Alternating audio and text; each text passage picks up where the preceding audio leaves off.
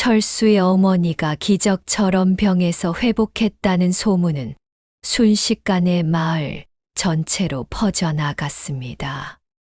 사람들은 신기하다는 듯 철수네 집 앞에 모여들었고, 철수는 산신령께서 주신 은혜로 어머니가 나으셨다고 말했지요.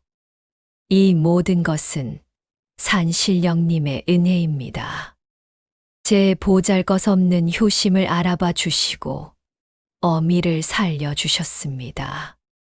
철수는 겸손하게 말했지만 마을 사람들은 철수의 지극한 효성에 감동했습니다. 철수야, 너야말로 진정한 효자로구나. 내 어미가 복이 많으셔서 그런 아들을 두셨다.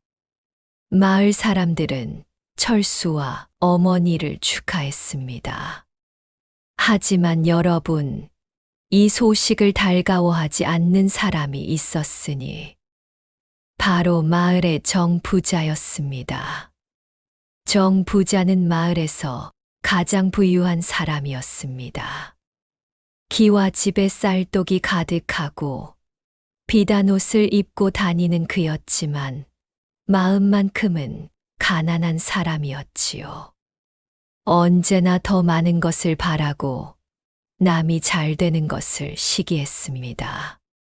정 부자는 철수의 소문을 듣고 혼자 중얼거렸습니다. 신비한 지팡이라. 그것만 있으면 무엇이든 이룰 수 있다는 거 아닌가.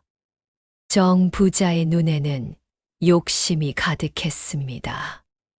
그래, 그 지팡이를 손에 넣으면 나는 더 큰 부자가 될 수 있어. 정 부자는 곧바로 철수네 집을 찾아갔습니다. 철수야, 문 좀 열어라. 정 부자가 큰 소리로 문을 두드렸습니다. 철수는 어머니를 모시고 저녁 식사를 준비하다가 서둘러 문을 열었습니다. 부자님, 무슨 일이십니까? 들었다. 내가 신비한 지팡이를 가지고 있다며? 정 부자는 대뜸 본론을 꺼냈습니다. 아, 네, 산신령님께서 주신 그 지팡이 말이다. 내가 사겠다. 얼마를 원하느냐? 정 부자는 주머니에서 은자 몇 냥을 꺼내 보였습니다. 이것으로 부족하면 더 주지.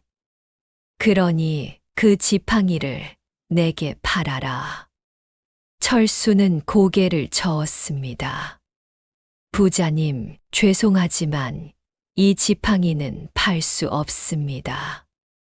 이것은 산신령님께서 제 효심을 알아보시고 주신 것입니다. 뭐, 안 판다고. 정 부자의 얼굴이 붉어졌습니다. 이 가난뱅이가 감히 내가 돈을 준다는데 안 판다니. 돈으로 살 수 있는 것이 아닙니다. 더구나 이미 2번이나 사용했습니다. 이제 한 번밖에 남지 않았습니다. 한 번이면 충분하다. 어서 그 지팡이를 내놓아라. 정 부자는 억지를 부리기 시작했습니다. 그때 방 안에서 어머니가 나오셨습니다. 부자님, 우리 철수가 안 판다는데 그만 돌아가 주시지 않겠습니까? 뭐? 이 늙은이가. 정 부자는 화를 내며 돌아갔지만 속으로는 다른 꾀를 생각했습니다. 좋아, 팔지 않는다면 빼앗으면 되지. 그날 밤 달도 없이 칠흑같이 어두운 밤이었습니다. 정 부자는 몰래 철수네 집에 잠입했습니다. 대문을 살금살금 넘어 방문 앞까지 다가갔지요. 다행히 철수와 어머니는 깊은 잠에 빠져 있었습니다. 정 부자는 방 안을 살살 뒤져 마침내 벽에 세워둔 지팡이를 발견했습니다. 찾았다. 정 부자는 지팡이를 낚아채 들고 황급히 집으로 돌아갔습니다. 다음 날 아침 철수는 지팡이가 없어진 것을 발견했습니다. 지팡이가 없다.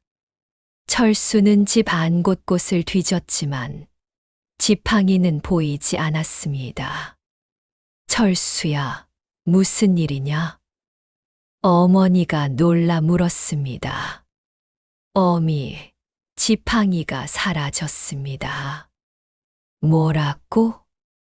두 사람은 당황했지만 곧 누구의 짓인지 짐작할 수 있었습니다.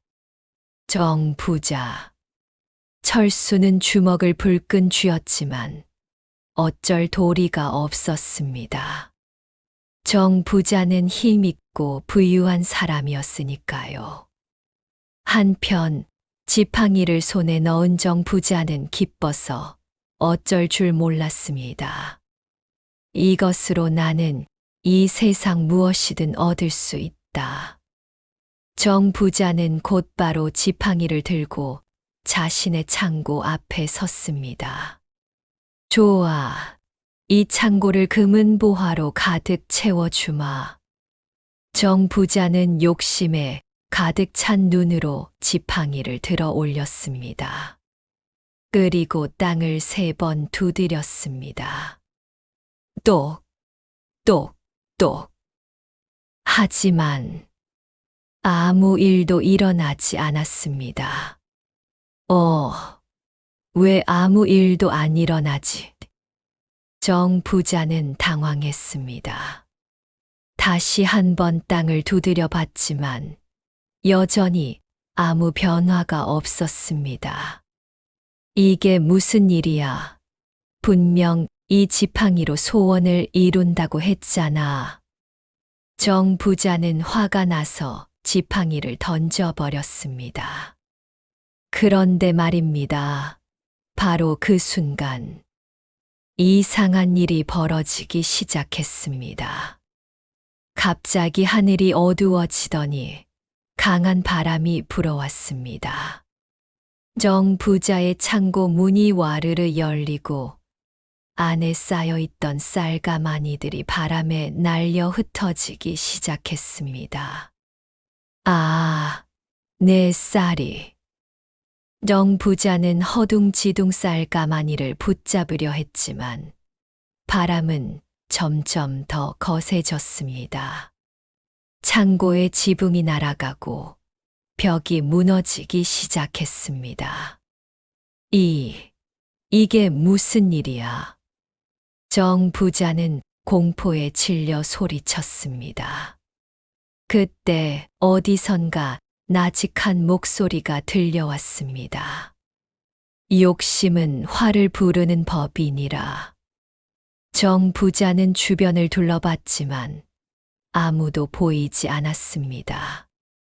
하지만 그 목소리는 분명히 들렸습니다. 진심 없는 소원은 이루어지지 않으며 탐욕으로 얻은 것은 모두 사라지느니라. 바람이 멈추자 정 부자의 집은 엉망진창이 되어 있었습니다. 쌓아두었던 재산은 모두 날아가고 창고는 반쯤 무너졌으며 심지어 기와집 지붕의 기와까지 떨어져 나갔습니다. 내 재산이, 내 집이. 정 부자는 무너진 창고 앞에서 망연자실했습니다. 그때 정 부자의 발밑에 지팡이가 놓여 있었습니다. 아까 던진 그 지팡이였지요.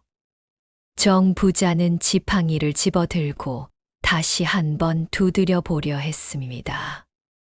하지만 지팡이는 이미 힘을 잃은 듯 그냥 평범한 나뭇가지처럼 느껴질 뿐이었습니다. 아니, 그뿐만이 아니었습니다.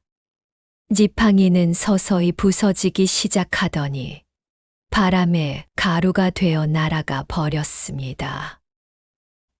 아, 정 부자는 하늘을 향해 무릎을 꿇었습니다. 한편 철수네 집에서는 철수야, 지팡이가 없어도 우리는 괜찮다. 어머니는 아들의 손을 잡으며 말했습니다. 네, 어미. 이미 어미께서 낳으신 것만으로도 충분합니다. 철수는 환하게 웃었습니다. 그리고 지팡이가 없어도 우리에게는 서로가 있지 않습니까? 그렇지, 우리 철수. 어머니와 아들은 서로를 바라보며 따뜻하게 웃었습니다. 그날 저녁 마을 사람들이 철수네 집에 찾아왔습니다.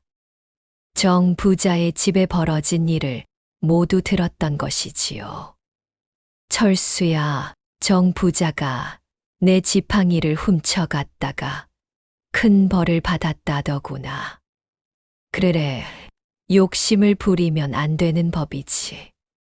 마을 사람들은 고개를 끄덕였습니다. 며칠 후, 정 부자가 철수네 집을 찾아왔습니다. 예전처럼 거만한 모습이 아니라 고개를 숙인 채였습니다. 철수야, 나를 용서해다오. 내가 욕심에 눈이 멀어 큰 잘못을 저질렀다. 정 부자는 무릎을 꿇고 사과했습니다. 부자님, 나는 평생 재물만 쫓아 살았다. 하지만 정작 중요한 것이 무엇인지 몰랐어. 내 효심과 어미를 향한 진심. 그것이 얼마나 귀한 것인지 이제야 알겠구나. 철수는 잠시 망설이다가 정 부자를 일으켜 세웠습니다. 부자님, 일어나십시오. 이미 지난 일입니다. 고맙다, 철수야. 정 부자는 눈물을 흘리며 고개를 숙였습니다. 그날 이후 정 부자는 사람이 완전히 달라졌다고 합니다. 재물을 나누고 어려운 사람을 돕고 무엇보다 늙으신 부모님을 정성껏 모시기 시작했다지요. 세월이 흘러 철수는 어머니를 극진히 모시며 행복하게 살았습니다. 비록 가난했지만 두 사람의 얼굴에는 언제나 웃음이 가득했답니다. 어느 가을날 저녁 철수와 어머니는 마루에 나란히 앉아 달을 바라보고 있었습니다. 철수야, 네, 어미. 너 때문에 어미는 참 행복하구나. 저도 어미가 곁에 계셔서 행복합니다. 둥근 보름달이 두 사람을 따뜻하게 비추고 있었습니다. 그때 저 멀리 산 위에서 은은한 빛이 반짝이는 게 보였습니다. 마치 누군가 그들을 지켜보고 있는 것처럼. 산신령님, 철수는 산을 향해 조용히 절을 올렸습니다. 바람이 살랑 불어와 마당의 나무잎을 흔들었습니다. 그 바람결에 누군가의 따뜻한 목소리가 실려오는 것만 같았습니다. 효성이 지극하면 하늘도 감동하느니라. 여러분, 이 이야기를 들으셨습니까? 옛 어른들께서 이르시길 세상에서 가장 귀한 것은 금도 은도 아니라 부모를 향한 자식의 진심이라 하셨습니다. 철수처럼 지극한 효심으로 부모를 섬기면 하늘도 그 마음을 알아보고 복을 내려주신다 하였지요. 또한 욕심을 부리면 가진 것마저 잃게 되지만 진심으로 살아가면 비록 가난해도 행복할 수 있다는 교훈도 담겨 있답니다. 이 이야기는 지금도 그 산골 마을에 전해 내려온다고 합니다. 가을밤 달빛 아래 할머니가 손주에게 들려주는 이야기로 말이지요. 여러분도 오늘 밤 부모님께 감사의 말씀을 한번 전해보시는 건 어떨까요? 그것이 바로 철수가 우리에게 남긴 가장 큰 가르침이 아닐까 합니다.